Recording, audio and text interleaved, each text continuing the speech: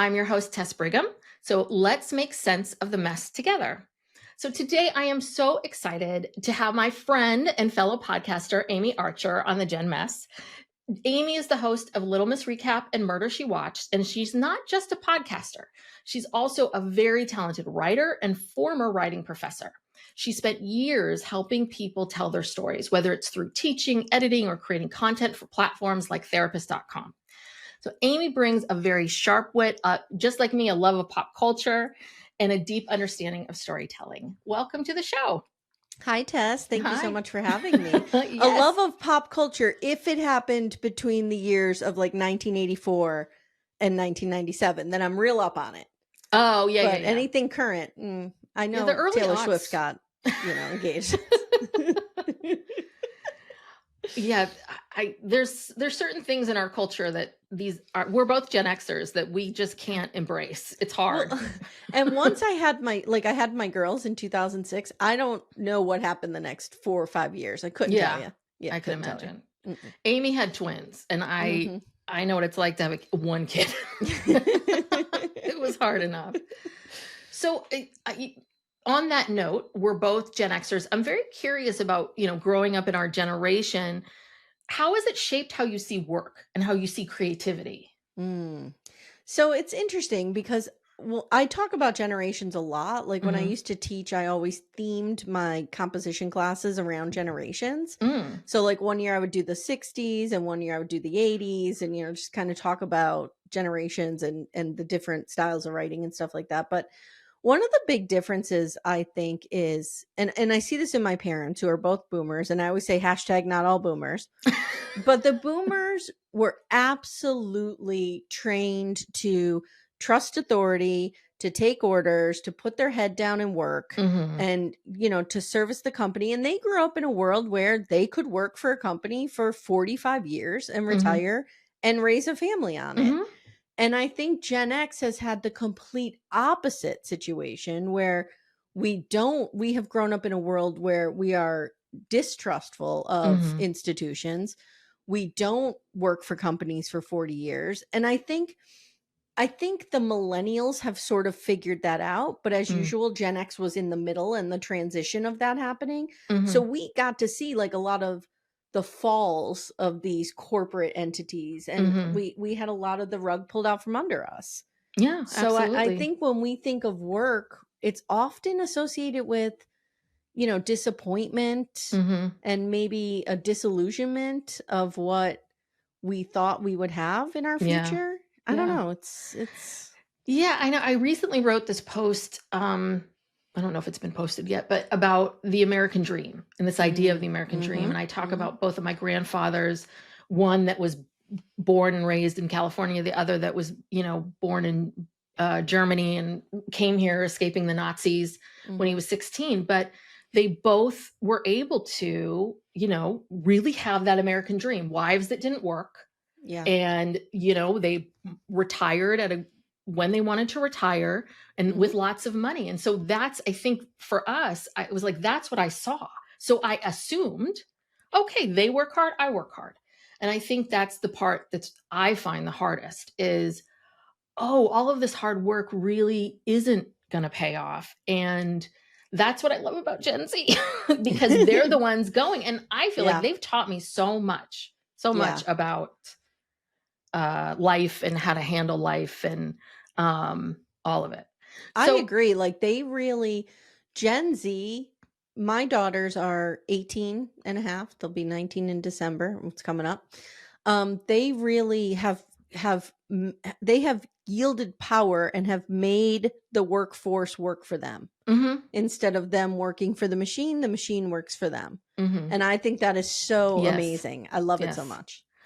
Yes. It's funny because every time we go places with my niece, who's, Gen Zer, she is always like, no tip. And it's like, oh God, she's like, he just walked over and got coffee and brought it back. No, you're not going to spend money on that. I'm like, oh, okay. Because I feel like we're in this weird place of we're disillusioned with work, but at the same time we feel like, oh, I should provide for other people and help people. Oh, 100%. And a lot of that is like, we're always tip. Like my husband tips 30%, period, everywhere we go. And a lot of that is we worked those crappy jobs, we were there. Yes. And, now my kids work at the grocery store down the road, and I'm in Scranton, Pennsylvania. Cost of living is dirt cheap here, right? You can live very comfortably in like a $200,000 home. And my kids work down the street. They make like $12 an hour.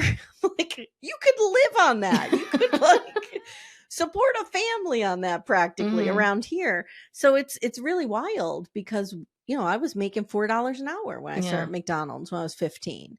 Wow. So things are just they're and part of that push of raising that minimum wage and stuff like that is Gen Z refused to do it. They were refusing to do it. And the companies had to change for them. Yes. And I think it's great. I mean, you could be a McDonald's manager now, make $30 an hour. Yeah. It's amazing. And it's because of Gen Z. And a lot of it had to do with COVID, but a lot of it is due to them just refusing to do it for nothing. Yeah. And I often say the thing about Gen Z is they like their parents. For me, it was like, I got to get out of the house. I want to go to college. I don't want to live at home. I need to, so you need to work, you need to get out. From what I see, my son's he's going to be 18 in December as well. And like, he's not going to go right out to a 4-year college. Like, he's going to be home for a while. He's going to do a few things. I see this all the time. I have friends whose kids move back into their ADU unit. I mean, and it's like, and the parents are fine. So that gives them even more power to say, no, I'm not going to do this. I agree with you. I joke all the time, it's healthy, though. Oh, well, we'll get to that because I'm also in a lot of parenting groups on Facebook with kids going to college. And I'm like, no, we got to take our foot off the gas, people. But I think I joke all the time that as a Gen Xer, adults were the enemy, period. Whether they were your boss, your teacher, certainly your parents. Yeah. Anybody. Like, that's all we did was try to get around adults, get away from them, get around. And our friends were our families. Like, we had such intense friend groups as Gen Xers, most of us. And so, yeah, my kids, they actually like me. They tell me things. I'm like, what? Yes, my daughter told me the other day, like, oh, Mom, I don't want you to freak out, but I'm going to this underage bar and I'm going to be drinking. I'm like, why are you telling me this? But okay. It's wild. It's wild. Well, and that's the communication, right? They're so trained to communicate on this instant basis in different ways. But for us, right, it's you leave the house, bye. I mean, I look back on some situations where I'm like, dear God. I mean, I think I was like 7 or 8 and just walking down the street and going here and doing this. And my parents had no idea where I was and what I was doing. Because that's the childhood your parents had. Yeah. Like, if you watch true crime, you see a lot of true crime stuff coming out of the 70s and 80s. It was a wild time. Yes. And one of the things is the boomers, they just had this idyllic childhood for the most part. If you were a white person. Yes. Generally. Yes. Okay. I want to qualify that. Yes. They had a world where they could trust their neighbors, Mayberry situation. You knew the grocery store guy, you knew the cops, blah, blah, blah. The world changed somewhere between the 60s and the 70s. And the way of parenting their kids didn't change. So like, our parents were just sending us out into the street, out into the world, because that's what they knew. But like, we were getting snatched off the street and assaulted and murdered. And so it was really interesting how I don't think they accounted for how the world had changed around them. Yeah. Well, and everything is like a pendulum, right? So because we felt that we were so feral and no one was paying attention to us, we are hyper focused on our kids. Like, you don't need to go to that sleepover. I'm going to drop you off right there. I don't want you to get snatched off the street, right? I felt like I was more focused on that than anything else. And unfortunately, the biggest stressor for me has been my son's mental health. That's something I never, even as a therapist, never thought. I was more worried about him getting kidnapped more than anything else. Yeah. And that's that brain of living during that time.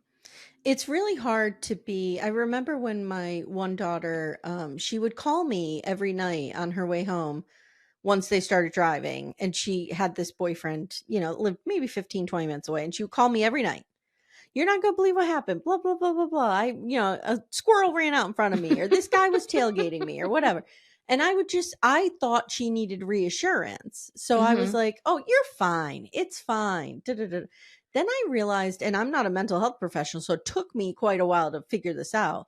I realized that was the way she was getting her anxiety out. And I just needed to listen to her. I didn't need to wish it away. I didn't need to like placate her. I just needed to say, wow, okay. Sorry that squirrel ran out in front of you. But I had no experience with this. So I was always so hyper vigilant about them being kidnapped. But yet she's having, a breakdown on the way home over a guy tailgating her. And I did not see that and did not know how to parent that. Because in our day, if a squirrel ran in front of us, you got to just figure it out and then tell your parents when you get home if you're going to tell them anything. If there's blood all over the car, you just have to explain it. Anyway, I want to pivot a little bit because what I think is so interesting is, you have this, you have a career in podcasting. And so, which didn't even exist when I'm older than you, but both of us when we were back in college. So how does it feel to like build this, this full-time career on something that wasn't even on your radar, like not even in your thoughts? Well, it's funny you say that. Let me pull up my notes from therapy last week. So I will tell you that there's a generational mindset that I needed to break myself of, and I'm still not there, of I do this thing and it's abstract, right? There's no like product that I'm selling, and I'm supporting my entire family on it. And it is so terrifying. And my therapist looked at me and she said, you come from a world where your paycheck was from an institution when I was at college. My husband was a union carpenter. Our benefits were provided through the union. Like everything was very solid and concrete. And now it's like, I don't know, could this fold up in 3 years? Yeah. So it's really terrifying, but I'm just trying to go with it. But I think if my daughters did something like this, they would have a much easier time with that because they don't have that learned behavior of having to trust an institution for something. Yeah. That's so interesting. So you've written for various outlets, but one was formerly therapist.com. And I'm really curious about how do you see those skills, both your writing skills, creativity skills, and just, mental health skills. How do you see that influence you as a podcaster now? I think, and it's so funny you say that because the other day I got, and we all get bad comments and good comments, bad reviews, good reviews.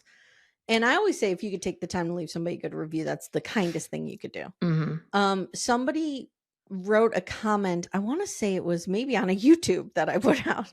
And they said, you're a great storyteller.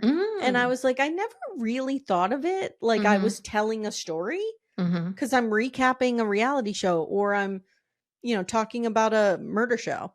But it really is. And I've started to pay attention and be more intentional about how I'm doing my work. So the other day I was covering the yogurt shop murders, which was a 4-part documentary on HBO.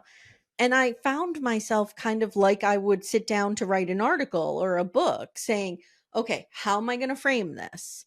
Like, what am I going to do? What structure is this going to look like? What is my, what you should always ask yourself when you're writing, who's my audience? What's my goal?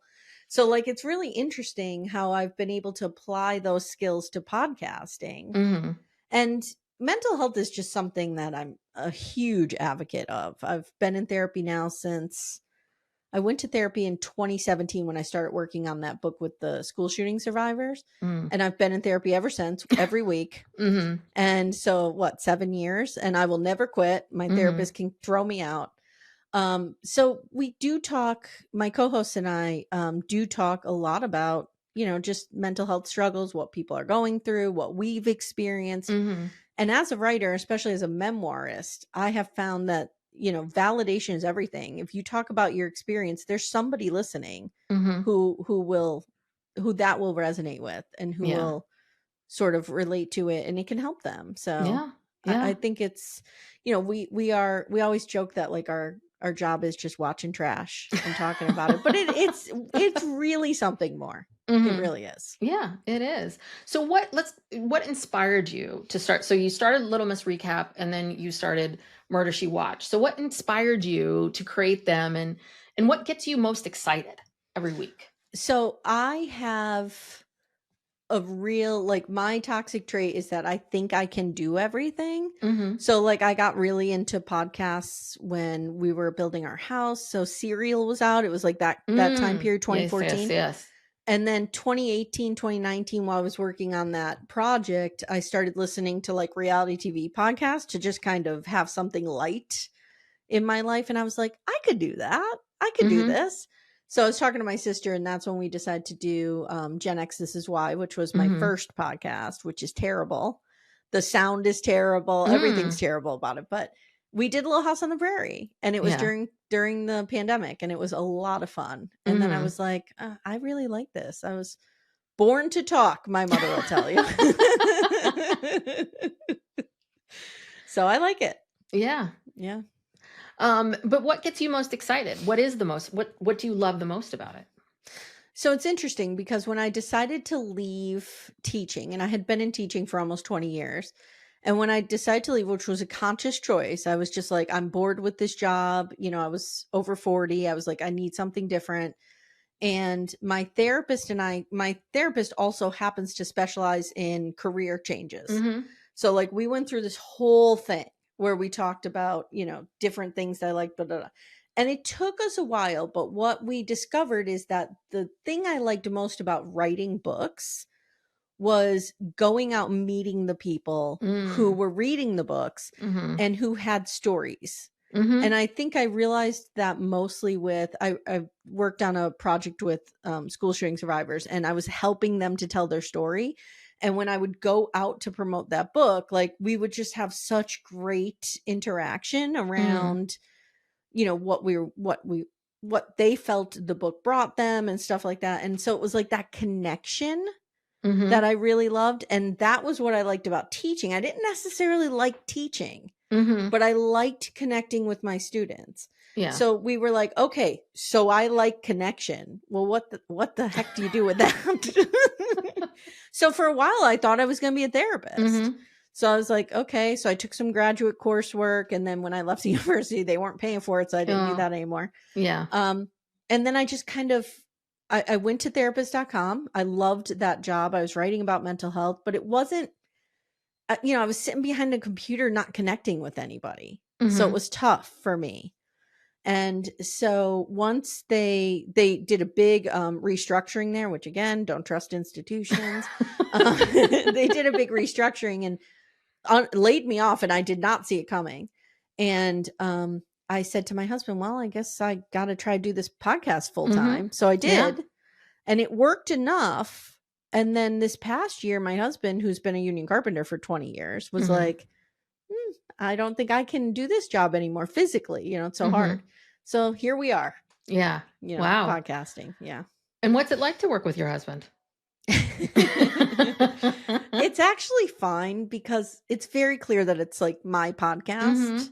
And he is just very good at playing a supporting role. Like he does my editing, he does my producing, he does like stuff like all behind the scenes stuff. He's very comfortable behind the scenes, not on the mic. Hates being on the mic. Yeah. So, and I'm not a huge details person, so like it works out perfectly. Oh, that's great. Yeah. Yeah, there are a lot of husband-wife. I can just think of Heather McDonald. I know her husband handles all of her business stuff. And and it works when you have one person who can do the paperwork and the other person who's creative. Yeah. It works well. So I want to get back to the generations here. So you are a Gen Xer raising Gen Z kids. So we talked a bit about what you've noticed, but share with me some other things that you've noticed about raising your kids that surprised you. And I would also love to hear like what concerns you about this generation. So one of the things that Gen Z, I think, is known for is being more inclusive, right? Being and there is a lot of that. Like my girls went to a very small rural high school. There were 100 kids in their graduating class. Wow. Everybody knew everybody. Everybody grew up together except for us. We came up in 4th grade. But for the most part, you know, you just didn't have somebody being picked on because they were overweight, or somebody being picked on because, I don't know, they had acne, or the stuff that Gen Xers, when I tell my kids the stories of what we did, they are horrified at how we treated each other. Yeah. And that's so interesting to me. And there will be times that my kids will do or say something and they'll be like, oh, well, like, for example, I'm talking to this boy, but, you know, his girlfriend is blah, blah, blah. And I'm like, girl, you have to be careful you don't get beat down for this. Like, what are you doing? You're in physical danger. And my girls will be like, Mom, people don't beat each other up in this gym. We're like, what are you talking about? I'm like, really? So, like, we had our friend groups who were like our families in our worlds as Gen X kids.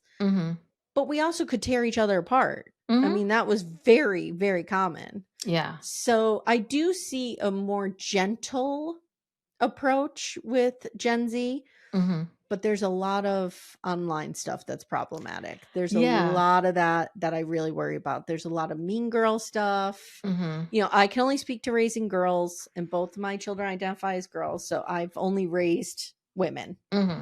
And there's a lot of that.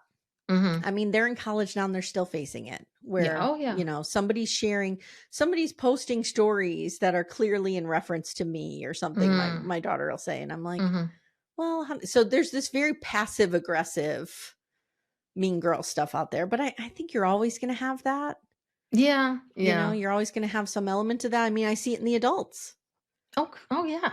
Yeah. And that never goes away. I think it just, I really saw it morphing and changing into, because this generation is so savvy about mental health, sort of like more of the psychological stuff, and the being online, and you know, what we see with, I mean, that case with the girl who urged that kid to commit suicide. And here's the thing I say, because I talk to companies about this all the time, and because they're so panicked, they're like, suicide, we can't talk about it. And I'm like, no, we need to.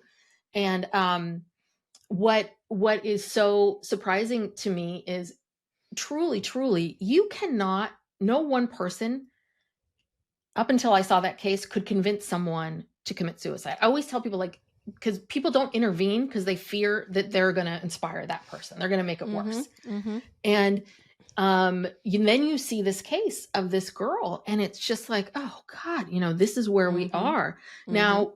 That was over a long period of time. You walking up to someone and saying, how are you? How can I support you? Is very different than what happened. But those things are very, very scary. I know for myself, you know, my son hasn't been going to regular school for a while. And one of the big things that I was like, okay, I don't have to worry about school shooting.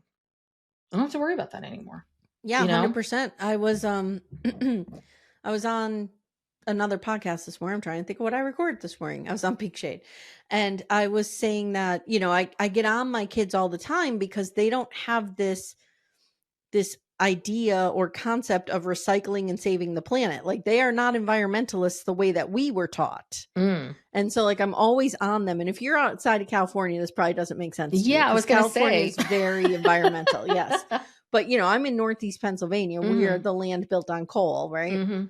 So my kids will use a water bottle and just chuck it. And I'm like pulling it out of the trash, putting it in the recycling, you know what I mean? Like doing things, but they just don't have, and I'm like, oh, because they're worried about climate change and getting shot in school and making sure the world doesn't burn down. And are we losing democracy? Like, they have big picture things to worry about. And not that we didn't, but it wasn't gnawing at us constantly on social media and on a 24-hour news cycle, you know? Like, we weren't plugged into like what was happening in Grenada. Like it wasn't part of our world.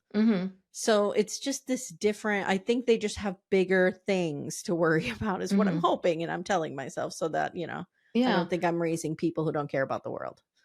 And I think that because of the internet and social media, I think yes, they are more global and they are traveling more. My niece travels so much. She's in Bali right Yeah. now as we record this. And I think that being able to see the world on a phone first, was like, Yeah. ooh, I want to go. Oh, that looks interesting. That's what I want. And so I love that about them for sure, that they Mhm. are more willing to explore. And Yeah. I also think, and this is a big one, which is about money. They are not going to spend their money on the things that we're spending our money on. I mean, they're younger, they're not established. So obviously there's some, qualify that. But, Mhm. you know, back to this idea of they want to travel, they want to have experiences. So for them, Yeah. it's better to eat at home and have all Yeah. these amazing experiences. Well, have you met my kids? Are It's those your Dunkin', kids? Dunkin', Dunkin', Oh, yeah, Dunkin', yeah. Dunkin'. That's a Yeah. little bit of like my kid. He Yeah. loves to order from Pete's, and it's Yep. like, we can't Yep. spend this kind of money every day for you to have coffee and pastries delivered. It's so interesting because they are just not like, I could see my kids, and I mean, it's on a smaller scale because we're Yeah. talking about them working at a grocery store, but they like, there is work-life balance. So like, we are not working Saturday nights. Like, we're Yeah. just not. We're going out and that's it. Hmm. And I'm like, oh, okay. Whereas I, working at Sears when I was 18, was like, Yes. please give me all the hours I can so I could get away from my parents. But these guys are like, maybe I'll come in on a Sunday if I have Yeah. nothing else to do. Well, right. When I was 22, I wasn't thinking about my mental health when I graduated No, college. I no, was thinking about, right back to that American dream. I was thinking about, I got to get on this path, got to gotta get go, on got the to get track. next step, Yep. next step, next step, without even thinking about it at Yeah. all. And I feel very grateful that I had my own quarter life crisis and I pivoted, because I Hmm. see a lot of people that they waited too long to pivot Yeah. and Yeah. change things. And so you get established in a career, and then you have family and kids and all of those things. Well, and that's another thing too, is we grew up with, this is the path you get on, Mhm. and you're on that path. Like, Mhm. you are going to pick a partner, you're going to get married, you're going to have children or not have children, you're going to buy a house, you're going to do this, you're going to do that. Whereas our kids are like a la carte, right? Like, Yeah. my life is going to look like what I want it to look like. And if I want a Mhm. house, great. And if I have a partner, great. But if I don't, no big deal. Like, everything is, they're curating their own Mhm. lives, whereas we Yeah. were trying to fit into an already established path that had been Yes. laid out for us. Yes, that's a very good way. That's a great way of describing it.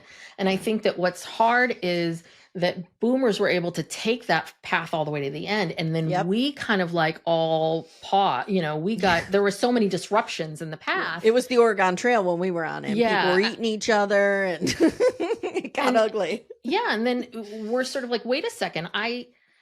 And I do, and I have clients who are my age and they're managing younger teams, and I feel for them. I really Yeah. do, because It's they're tough. like, "What? You're not here? You for the meeting? You're not going to work? Yeah. You're saying no to me?" All of that. And I think that's one of the hardest pieces of this is, and I try to remind parents, it's like, you cannot tell your kids about what your experiences are, because Hmm. you cannot compare your experiences to what your kid's going it through, because I see a lot of parents doing this. In my day, when I was 17, I was Hmm. doing X, Hmm. Y, and Z. Hmm. And it's like, well, that doesn't apply today. Or I get parents that are telling their kids, like, oh, just get a bunch of resumes and just walk down the street and pass them out. I mean, Yeah. No. advice and stuff that No. you're like, where does that come from? And I think that's the other part of it too, is I think that we were closer to boomers in that sense of what we knew and what we Hmm. understood. And Sure. then technology, social media, like the world and everything falling going crazy, that when that started, things started moving fast, fast, fast, fast, fast. And Hmm. maybe a boomer parent could give their Gen X kid advice, but a Gen X Yes. parent cannot give the same advice No, to a because Gen Zer or the a world is millennial. completely Yeah. different. Yes. And we are acknowledging that. And I think too, if companies want to be I taught first year writing for 20 years. So Hmm. when I started And I noticed a big difference between those two. Mm-hmm. Millennials, you know, they had the echo of the Gen X. Like, Mm-hmm. I'm going to school because this is what I have to do. And my parents told me it's important and I'm doing Yes. it and blah, blah, blah. And I sort of always say that millennials were the overachievers of my students. Like, I would Mm-hmm. have millennials who I was like, girl, you need to go home and sleep. Like, you Yeah. can't be taking 27 credits and have an A in everything. Mm-hmm. But Gen Z is like, they need to be sort of personally rewarded or invested, Mm-hmm. which is really hard to do. Like, they're not going to do ABC and jump through these hoops just because you're telling them to. Like, Mm-hmm. they're going to do it because they like you and they want to do it for you. Yeah. And that's really hard to do as a company, is to try to figure that out. But Yeah. that's kind of where we need, you know, you need to get to, I think, is they need to see some kind of personal reward. Mm-hmm. Otherwise, why am I wasting my time? Yeah. Well, yeah. And the other big thing that's changed so much, and I think millennials introduced this, which is, you know, young people come into a company. It's like, where's my mentor? I'm going to talk about my career path. I never talk to my bosses about, I mean, here and there, and like, but that wasn't part of their job, you know, was to help you process and think about your career path. Yeah. And so it's put, I mean, it's definitely put a lot of pressure on Gen X managers to be a therapist and a coach, and then also their boss and all of these other things. And so, but the issue always is, if you go back to teaching, right? They don't pay. I think we all think that professors at a university have tenure and are living in some brownstone near the university with most the patches of them on are their adjuncts. elbows. Yeah. And most of them are sort of, you know, exactly what you said, sort of a temp hire in a way, almost like you can do this, you know, we're going to keep renewing it, and paying you absolutely nothing for the amount of work. So then it becomes, right, for the professor, teacher, how much of my extra time and energy am I going to put in to get this class excited? And I think what we're seeing, right, is we've got people that are super burned out and not getting paid enough.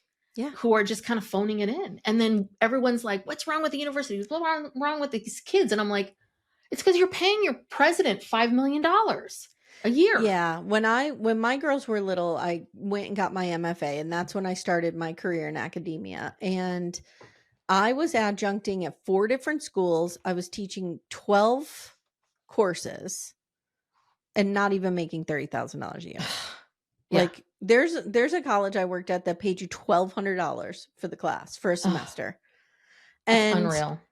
The funny thing is, though, would my kids ever take that job? No. Absolutely not. They would be like, no way. But like, here I was, a young Gen Xer. Like, I wasn't young. I was 30 when I had my girls, but I was like, I got to do it. This is the way, this is what you do. You do this on the path to being a real professor, like a full professor, which never happens, which is a whole other conversation. Yeah. But it's just the idea that, you know, I had that echo of my parents in me, that if I just put my head down and I do it and let them pay me crappy and just keep trudging ahead, the reward will be there somewhere at the end. Yes. Yes. I had the exact same thing. I mean, I worked in entertainment. That was my first career, and it does not pay as well as people think when you are an assistant or, you know, and that was the same thing. Oh, okay. I'm not being compensated correctly. I'm really not being paid what I'm worth. Yeah. But this is what I have to do to get to the next step. This is what I need to do. And what I love about Gen Z is they're coming in going, this is not enough. This is not enough. And I love that, Tess, because they're teaching us to value ourselves. I love our time. I have learned so much. Like, my confidence and my self-respect has risen so much from my children. Just seeing them move through the world and like not accepting certain things. And I'm like, you know what? That isn't, like, I shouldn't be accepting that. It's great. I love this generation. I really do. I do too. And every time I hear someone complaining about them, I just have to laugh. I just have to laugh. Well, because what you hear is that they're not easily motivated. They don't want to work. They don't want to work. Can I curse? Yeah. Okay. They don't want to work shit jobs for shit pay. Yeah. Yeah. I mean, that's just it. And the thing is that, right, once upon a time, those shit jobs did lead to something much better. It really was. It was a couple years of struggle, and then you were there. But what we experienced was shit jobs, okay, a little bit better, wait, and then nothing. That's Like, a very good point. That's a Yeah. very good point. Because it's not like they're going in and just being like, I'm too good for this. But they're Mhm. like, is this going somewhere? No, it's Yes. clearly not. Mhm. And I'm not going to do it. And Yeah. that's it. Yeah. Yeah. And they value their time and their mental health, Mhm. which is Mhm. such an important thing, kind of just naturally they do. Yeah. And they have taught me so much. And I feel like I am so much better with work because of them. Like, Yeah. they teach me how to take a vacation, take a few days off, go over Yeah. here, just because you don't always have to work. And Yeah. yeah, they're seeing this more of, how do I want to live my life? My life is happening now and I want to experience it. And I think we were really taught, work hard and your life will get good, Yes. versus make my life good now. And another thing is, we touched on it earlier, but I see in a lot of these Facebook groups, like these parents. So you have to walk a balance. Mm-hmm. Yes, these kids, value their time more and blah, blah, blah. And we don't want to force them to do, whatever. Mm-hmm. But you also need to know when they need to do things on their own Mm-hmm. and be independent people. Yes. And I think so you asked me earlier, like, what am I afraid of for this Mm-hmm. generation? That's what I'm afraid of. Yeah. Is I see a lot of parents. I haven't sussed out who's doing it yet. I'm a very young Gen Xer, so I think it might be the elder millennials doing it. Mm-hmm. But people who are like just, lawnmower parents, they call them. Like, they're just mowing everything out of the way, out of the path for their Mm-hmm. kid. And so I'm in all these Facebook groups and they're like, parents talking about their kids going away to school for the first time, which could be very scary. And you have a lot of emotions. I just went through this. And some of them are like, my son has a 2-inch gap behind his bed against the wall. How will I stop his pillow from falling down there? Oh, dear God. I see so much of that. My son, can anyone recommend some kind of table that connects to the bed? Because I'm afraid my son will spill his drink if he takes it into bed. What? I went to a college 3,000 miles away from my home. My father put me on a plane, a red eye, and said, take it easy. That's what I got. This is where, we have to resist going to Gen X on it. Yes. But also, this is where our Gen X traits come in handy because, I am comfortable, like, just kind of, I did a lot more for my kids than my parents did for me in terms of setting them up in school. Yes. But, like, I'm not calling and waking them up for school. My kids have woken up for school by themselves since they were 9th grade. I've never woken them up for school as older children. They make their own doctor's appointments. They go, and I've always made them do that. Like, the minute they turn 16 or 17, if they were having some kind of issue, I'd say, well, I'm going to call the doctor. Here's where it is. You go and let me know unless they needed me there because they were under 18, which they often didn't. So, like, my one daughter goes to therapy by herself. She's been doing it since she's 17. Like, they just do things.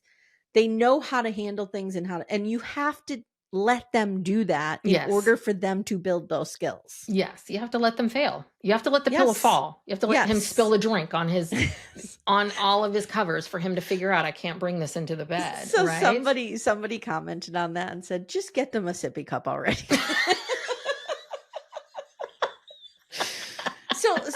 But you do have that. I think as parents, it's really hard for us to see all they're facing and all we know about the world and not want to coddle them. So I don't necessarily blame parents. I get where it's coming from, but you're doing them a disservice. Like, we need to find that balance between you can be an independent adult and you can handle things, and I also want you to feel safe in the world. Yeah.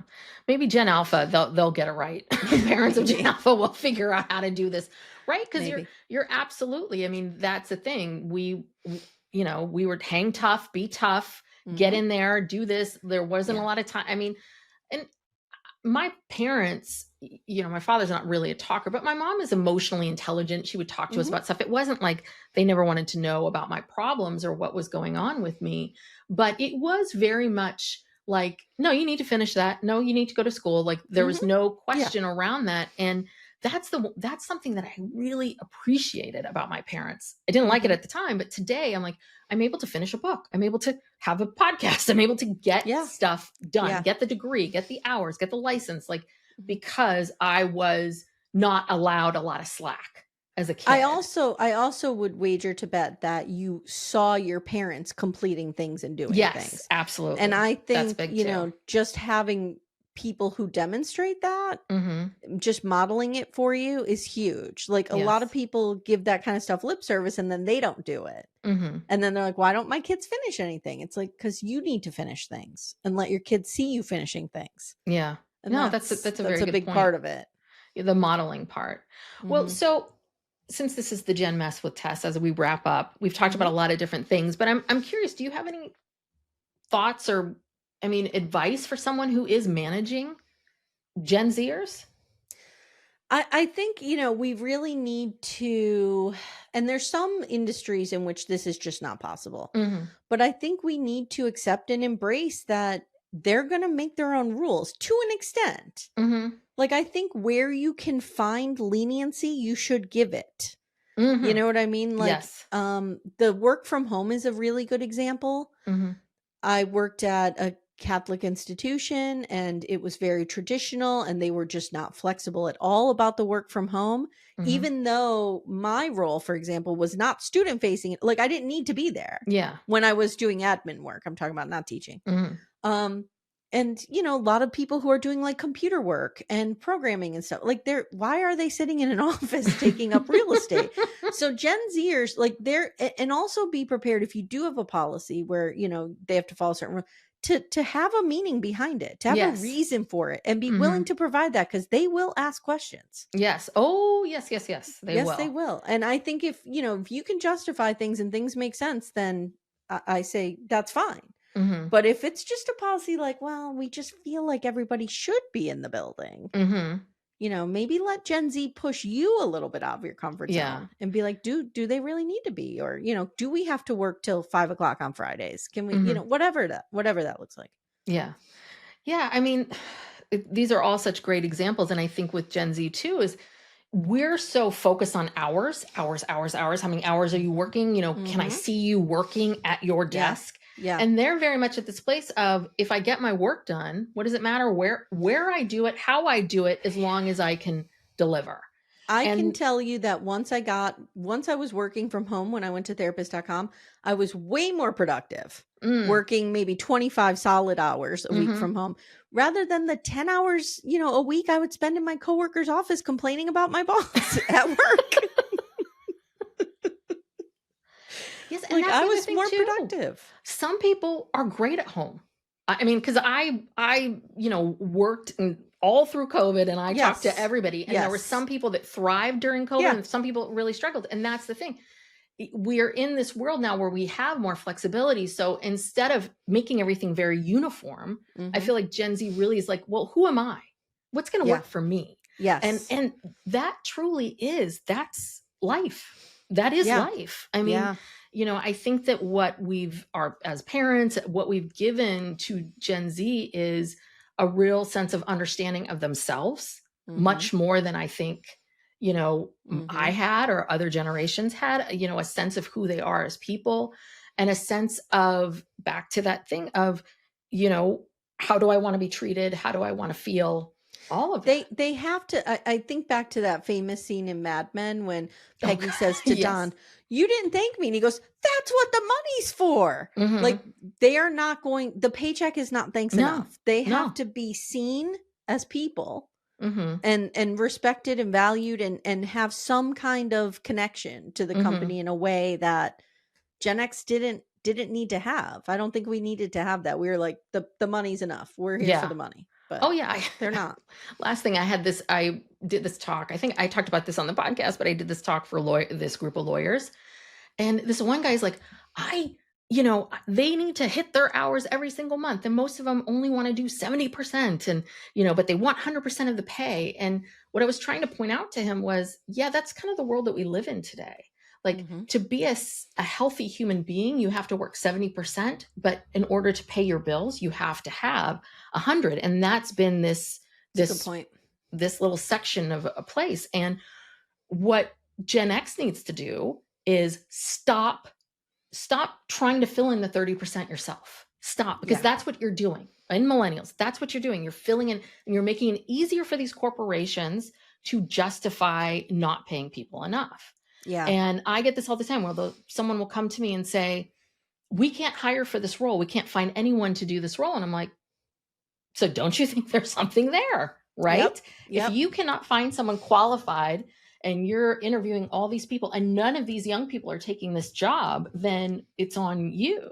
And I think that's the other part of it too, is I think boomers had such a my way or the highway. So I think we feel like, well, you need to respect me. You need to listen to me or whatever. And it's like, no, they don't. They kind of don't. We shouldn't have listened to the boomers. Like, we didn't need to listen to all these people. We just did.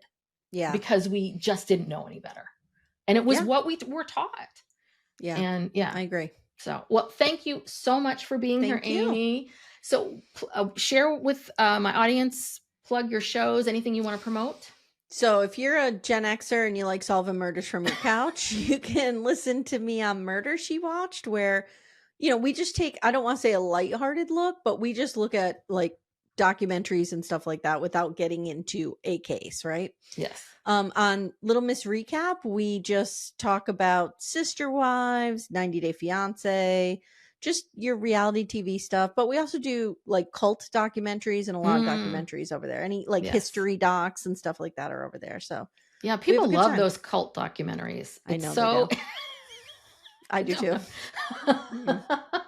Even though it's the same story every time, you're like, what's going to happen now? Well, I'm always like, would I be drawn into the cult? Oh God. And the answer is almost always yes. Yes. Yeah, no, it's you and I both agree. We both would fall into cults, and we both have older sisters that are like, who would keep us out. Yeah. Would keep us out. To make sure that we didn't get in there. Yes. Well, thank you so much. And thanks for listening to the Gen Mess with Tess. Remember, we're not just fixing the mess, we're learning how to live in it.